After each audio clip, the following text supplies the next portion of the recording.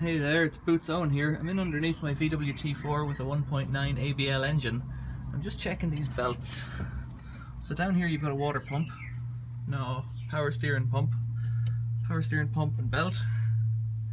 You've got the big end of the engine, if I'm not mistaken, up here. You've got a idler pulley here that's on a water pump, and you've got the alternator. And this van, over the last few years, has eaten up, well, the last 10 years perhaps, has eaten up quite a few of these 6-ribbed V-belts.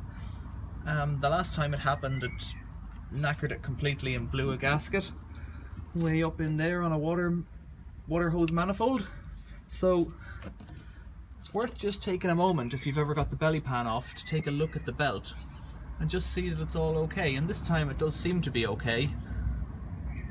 It seems fine actually, but I've got a spare pair of belts now just in case, and when I was down here I wanted to take a look. But as everything's working okay and the belts all look pretty clean and pretty good, I'm quite happy to leave it as it is. But yeah, it's worth checking because that one caught me out in the past. Thanks for watching, see you later.